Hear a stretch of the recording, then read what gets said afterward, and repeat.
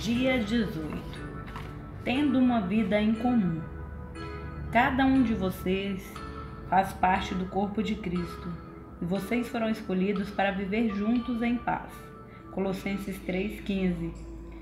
Como é bom e agradável que o povo de Deus viva unido, como se todos fossem irmãos.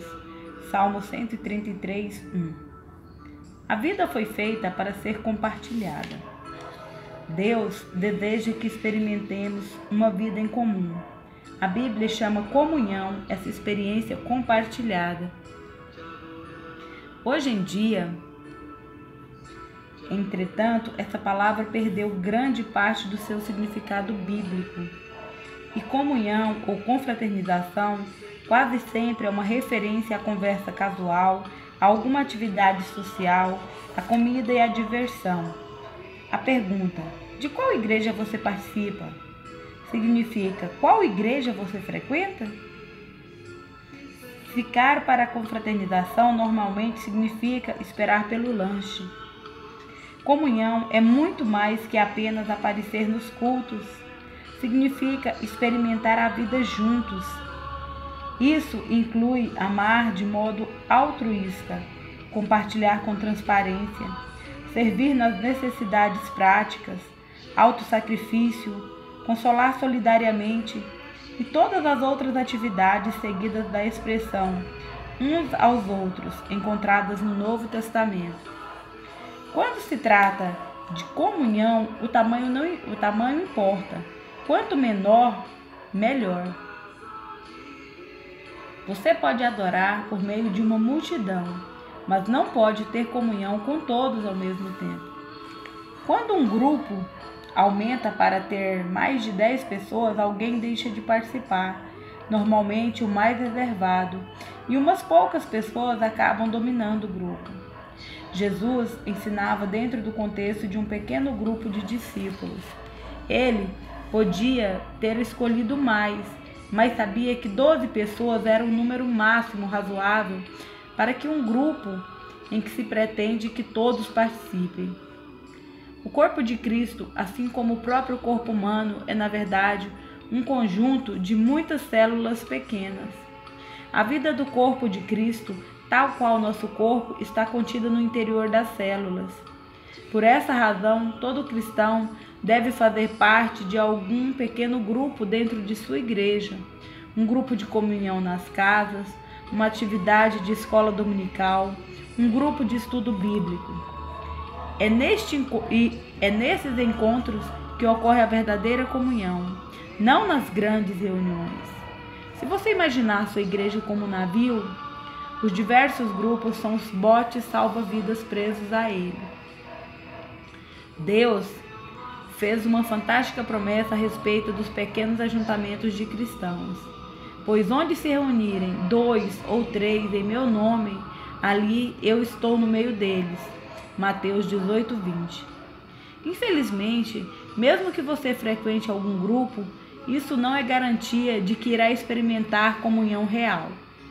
Muitas classes de escola dominical e outros grupos na igreja ficam presos à superficialidade e não fazem ideia de como experimentar a verdadeira comunhão. Mas, qual a diferença entre comunhão verdadeira e a falsa? Na verdadeira comunhão, as pessoas experimentam autenticidade. A comunhão autêntica não é superficial, não se resume a conversas sobre banalidades. É genuína, de coração para coração, às vezes chegando ao ponto de compartilhar assuntos íntimos. A comunhão ocorre quando as pessoas se mostram honestas a respeito de si mesmas e do que está acontecendo em sua vida. Elas dividem mágoas, revelam sentimentos, confessam falhas, dão a conhecer dúvidas, admitem medos, reconhecem suas fraquezas e pedem ajuda e oração. A autenticidade é exatamente o oposto do que você encontra em algumas igrejas. Em vez de uma atmosfera de honestidade e humildade, há uma conversação fingida, encenada, politiqueira, superficialmente educada e frívola. As pessoas vestem máscaras mantêm a guarda e agem como se sua vida fosse bem-sucedida em todos os aspectos. Essa atitude decreta a morte da verdadeira comunhão. Somente quando somos sinceros sobre nossa vida é que experimentamos a real comunhão. A Bíblia diz: se, porém, andarmos na luz, como Ele está na luz, temos comunhão uns com os outros. Se afirmarmos que estamos sem pecado, enganamos a nós mesmos e a verdade não está em nós. 1 João 1, 7 e 8. O mundo pensa que a intimidade ocorre no escuro, mas Deus diz que ela faz parte da luz. As trevas são usadas para esconder ferimentos, erros, medos, fracassos e falhas. É na luz que os trazemos todos para um lugar aberto e admitimos quem realmente somos. Naturalmente, ser autêntico exige coragem e, ao mesmo tempo, humildade. Significa enfrentar o medo de ser exposto, da rejeição e de ser novamente magoado. Por que alguém correria tal risco? Porque é a única maneira de crescer espiritualmente e ser emocionalmente saudável. A Bíblia diz: façam disso uma prática comum. Confessem seus pecados uns aos outros e orem uns pelos outros, para que vocês possam viver juntos, integrados e curados. Tiago 5:16a. Só crescemos assumindo riscos, e o mais difícil de todos é ser honesto com você mesmo e com os outros. Na verdadeira comunhão, as pessoas experimentam reciprocidade. Reciprocidade é a arte de dar e receber. É depender um do outro. A Bíblia diz: o modo pelo qual Deus formou o corpo humano é o modelo que nos ajuda a entender nossa vida comunitária na igreja. Cada parte depende da outra. 1 Coríntios 12:25. A reciprocidade é a essência da comunhão. Edificar relacionamentos recíprocos, compartilhar responsabilidades e ajudar uns aos outros. Paulo disse: quero que nos ajudemos uns aos outros com a fé que possuímos. A sua fé me ajudará e a minha fé ajudará vocês. Romanos 1, 11 e 12. Somos mais constantes em nossa fé quando outras pessoas caminham conosco e nos incentivam. A Bíblia recomenda responsabilidade, incentivo, honra e serviço recíprocos. Romanos 12:10. Em mais de 50 ocasiões no Novo Testamento, somos orientados a realizar diferentes tarefas uns aos outros. A Bíblia diz: esforcemo-nos em promover tudo quanto conduz à paz e edificação mútua. Romanos 14:19. Você não é responsável por todos no corpo de Cristo, mas tem responsabilidade para com eles. Deus espera que você faça tudo o que puder para ajudá-los. Na verdadeira comunhão, as pessoas experimentam compaixão. Compaixão não é dar um conselho ou oferecer uma ajuda eventual. É penetrar e compartilhar a dor dos outros. A compaixão diz: compreendo o que você está passando e o que você sente. Não é estranho nem absurdo. Alguns chamam isso empatia, mas a palavra bíblica é compaixão. A Bíblia diz: como povo santo, sejam compassivos, bondosos, humildes, mansos e pacientes. Colossenses 3:12. A compaixão satisfaz duas necessidades fundamentais do ser humano: a de ser compreendido e a de ter seus sentimentos respeitados. Compreender e respeitar o sentimento de alguém abre caminho para a comunhão. O problema é que estamos quase sempre tão ansiosos por corrigir situações que não temos tempo de sentir compaixão. Ou então estamos preocupados com nossas mágoas. A autopiedade esgota completamente a compaixão pelas outras pessoas. Há diferentes níveis de comunhão, cada um adequado a um momento diferente. Identificamos os níveis mais básicos de comunhão no ato de compartilhamento e nos grupos de estudo bíblico. No nível mais profundo, temos a comunhão de serviço, presente na ação conjunta em viagens missionárias ou em obras de caridade. O nível mais profundo e intenso, porém, é a comunhão de sofrimento. Filipenses 3:10, Hebreus 10, 33 e 34, que ocorre quando tomamos parte da dor e das aflições uns dos outros e carregamos os fardos uns dos outros. Os cristãos que melhor compreendem esse nível são aqueles que ao redor do mundo são perseguidos, discriminados e muitas vezes martirizados por causa de sua fé. A Bíblia ordena: compartilhe seus problemas e aflições uns com os outros e dessa forma obedeçam à lei de Cristo. Gálatas 6:2.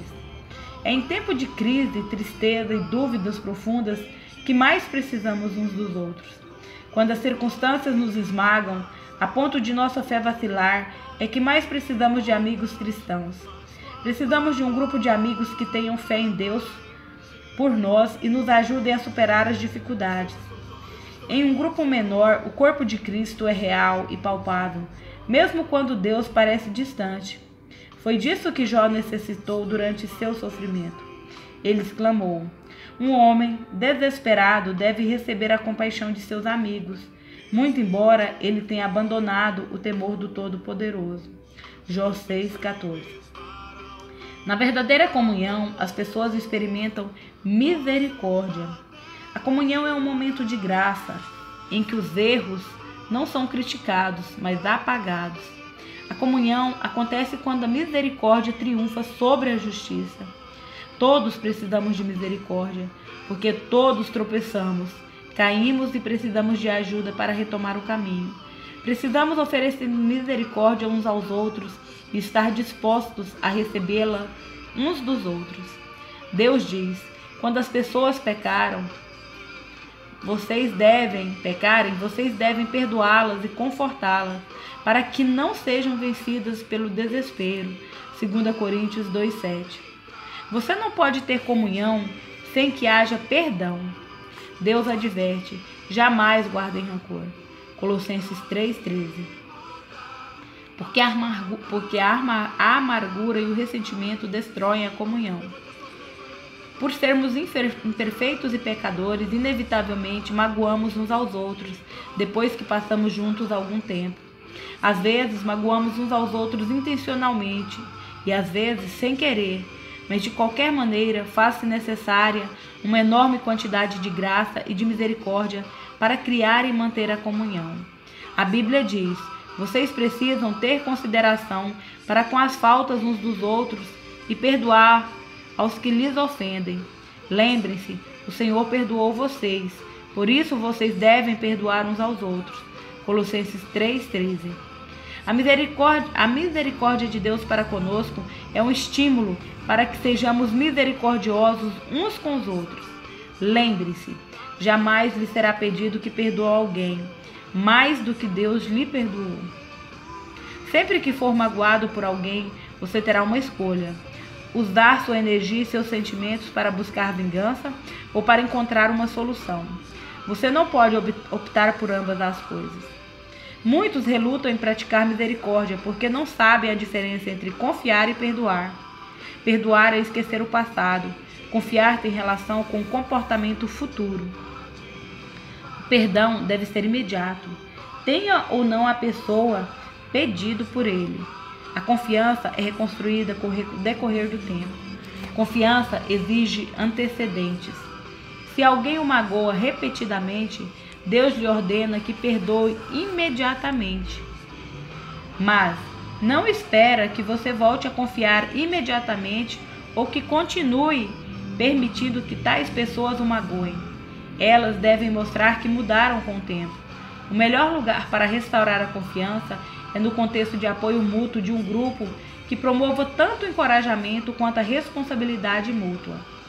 Você experimentará muitos outros benefícios ao fazer parte de um grupo da igreja comprometido com a verdadeira comunhão. Trata-se de algo essencial à vida cristã e não pode ser ignorado. Há mais de 2000 anos, os cristãos vêm se reunindo regularmente em grupos para buscar comunhão. Se você nunca fez parte de um grupo ou de uma reunião como essa, não sabe o que está perdendo. No próximo capítulo, veremos o que é necessário para criar esse tipo de comunidade para com os outros fiéis, mas espero que este capítulo tenha deixado ansioso para experimentar a autenticidade, a reciprocidade, a compaixão e a misericórdia da verdadeira comunhão. Você foi criado para viver em comunidade. Dia 18. Pensando sobre meu propósito de vida. Tema para reflexão. Preciso de outras pessoas em minha vida. Versículo para memorizar. Compartilhe os seus problemas e aflições uns com os outros e dessa forma obedeçam à lei de Cristo. Gálatas 6:2. Pergunta para meditar. O que posso fazer hoje para me unir a outro irmão de maneira mais íntima e verdadeira?